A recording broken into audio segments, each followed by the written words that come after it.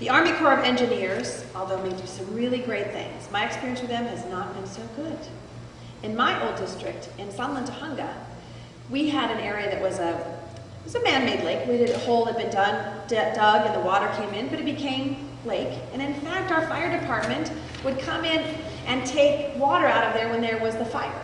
They'd literally dip in and take it. One day we found, I promise I'll answer this question, but this is a story about the Army Corps of Engineers. One day we found that they were dumping rebar and cement into that little man-made lake. And they were like, oh, it's a man-made lake, we don't care. Now, can you only imagine if a fire helicopter was dipping in and caught rebar? What would happen? They would collapse. So it wasn't only about the environmental part of it, it was the safety part of it. And it was the same as outrageous that they did in the San Fernando Valley, thinking that they knew best. They always think they know best without talking to the stakeholders. This is a community in the Ballona wetlands that it is a treasure. It is a place in which we want to work together to make sure that we save it. As mayor of Los Angeles, I will not let the Army Corps of Engineers run over us. As mayor of Los Angeles, I will make sure that we are the people who know about what is best for the community and that low impact and the importance of saving our Ballona wetlands. And I will continue to do that. And like I said, if I didn't, I know that Marcia would come after me, and that's worse than anything possible if Marcia would do that. So anyways, the long question is, or the short answer to that is yes, I'm going to work and use my voice to make sure we save those Ballona wetlands.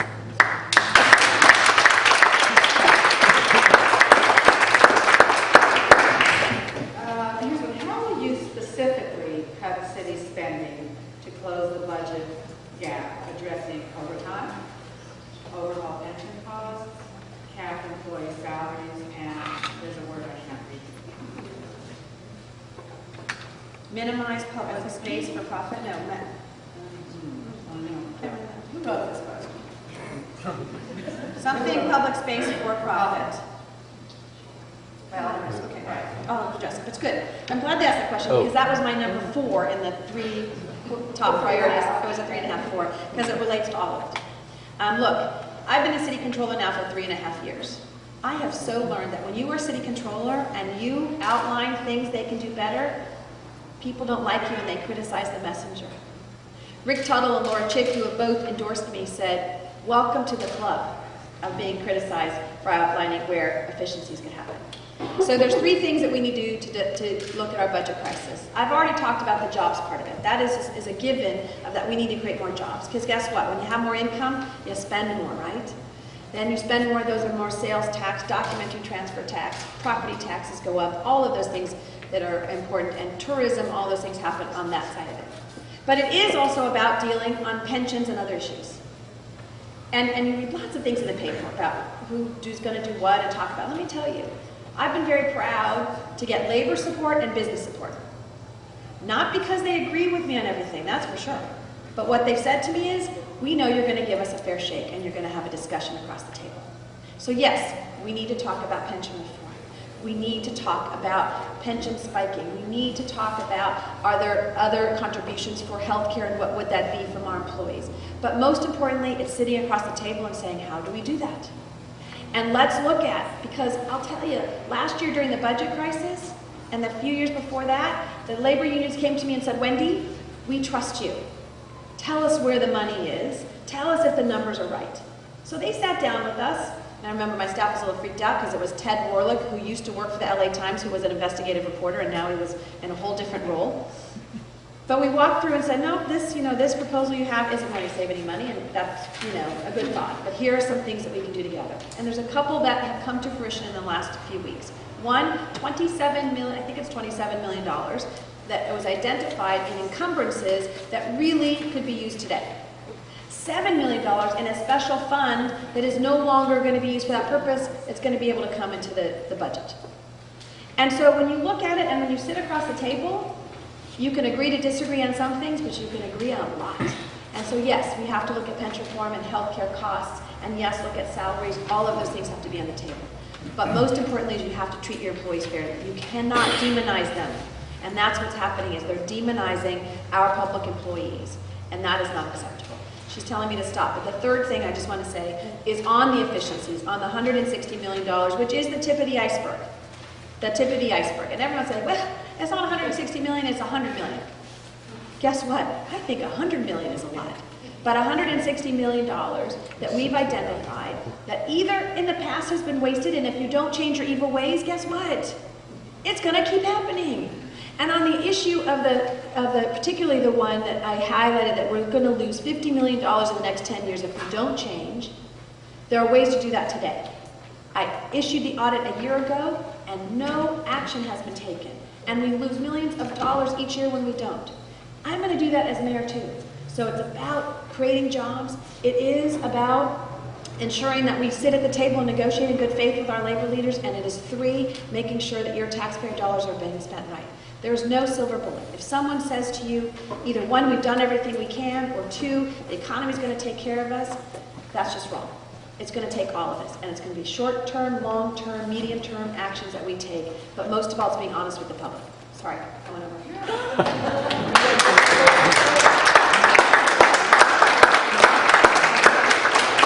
I finished? Am I done? No, I have to do my closing? Okay, all right.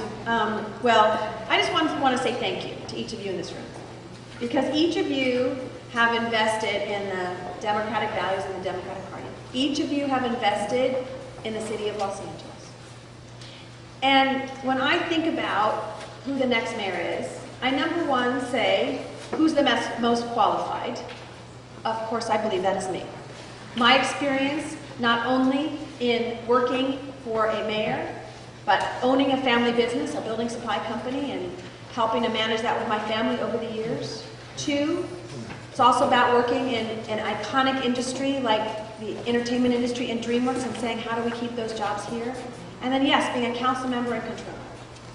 But it's also about someone who has stood up on so many issues for women's rights, as I said, LGBT, about the environment, about our economy, and making sure we get good Democrats elected. And I have often told this story. My parents were Republicans.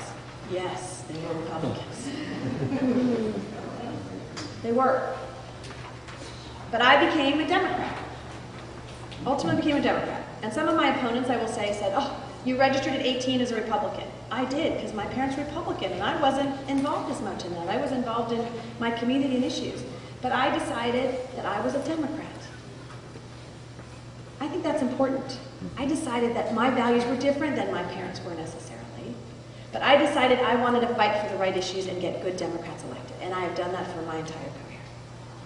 And as I think about why I'm standing here today, sorry, I'm going to tell 2 little stories. I only have 17 seconds, but you give me just a few minutes. Okay. Why I'm standing here today is my mom, who, again, I think she really was a Democrat. I argued with her all the time that she actually was one. But I'm here because she inspired me. I was inspired by Clinton and Bradley and Cisneros and all these people, but the person who inspired me was my mom. And sorry, gosh, sometimes I get emotional about it because I've been so, when you're running around, but she inspired me. She was a small town in Harrisburg, Illinois, southern Illinois. And she was the daughter of a coal miner.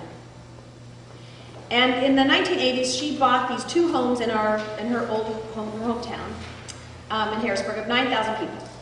And I was like, Mom, you're a really smart entrepreneur. Can you tell me why you're buying these? Oh, I'm going to turn them into bed and breakfast. It'll make money. There's no hotel nearby. The closest thing is the prison, and so people can come and stay here when they're visiting their relatives. And I was like, well, that's a really good marketing tool. And she said, and Peabody Coal could stay. We're going to have weddings and receptions. So I know it was not a moneymaker because I ran it for 9 months after she died. But she told me a month before she died. I think she had a premonition that she was not going to live, and she was not. This was sudden. She said to me, do you know why I bought those homes? I said, Mom, I question your sanity a lot. She said, I bought those homes because when I was 9 or 10 years old, I went uptown to these beautiful homes. And I knocked on their door on Halloween and said, trick or treat. And they slammed the door in my face. And they said, we don't give to your kind because you're from the wrong side of the tracks. And she vowed at that age that she would own those homes one day and show them that she made something. of herself. And as I stand here today as a candidate for mayor, and to be the first woman mayor of Los Angeles, first qualified and happens to be a woman mayor, I think about those people who inspired me. I think about that my mom inspired my son, who was 4 when she died, who ran for public office recently as vice president of his school. His slogan was "Vote for Thomas, he keeps his promise." And his whole story was about a lot of candidates will tell you and promise you things just to be more popular. But I'm not going to do that, he said. I'm going to tell you what, I'm going to listen, I'm going to fight for school spirit, and I'm going to do all that. So I stand here today as a good Democrat, as someone who believes in the issues that you believe in, environment and transportation and public safety and education and dealing with the issues of homelessness and housing. And I stand today as a candidate who's going to get the job done. And I stand here as someone who's going to work with you in this community to make sure that you have a voice, that you're at the table.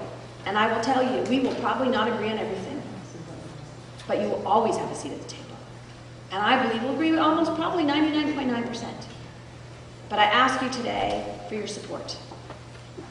I know that on Tuesday, March 5th, that I'm going to get a good number of people who say we want to invest in the future and someone who's going to support us. And then you've seen probably all of my endorsements, which run the gamut of so many Democratic leaders.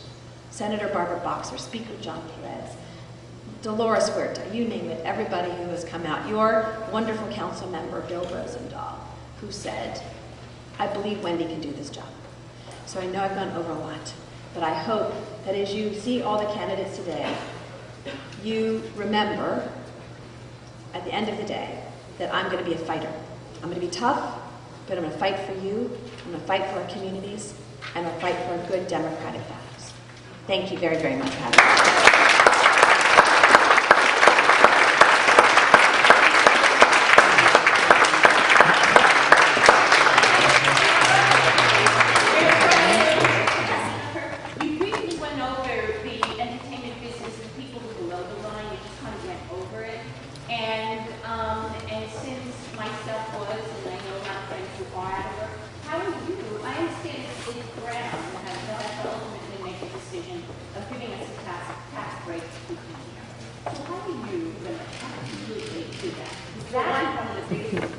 Absolutely, and so I serve on the California Film Commission. And guess what? For the last 10 years, I have focused in on tax incentives for the state to be competitive with everyone else, because people just think we don't need to compete.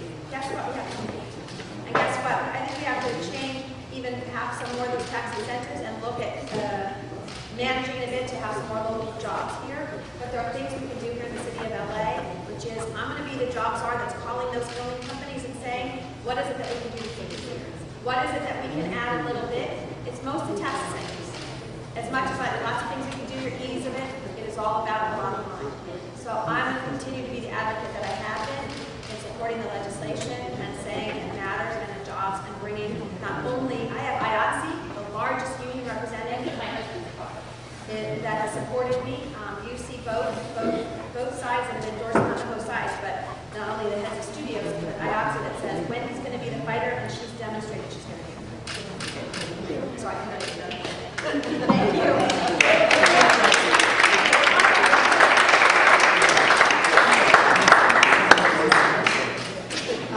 Well, I know. Don't you wish we had like hours for every candidate? I sure do.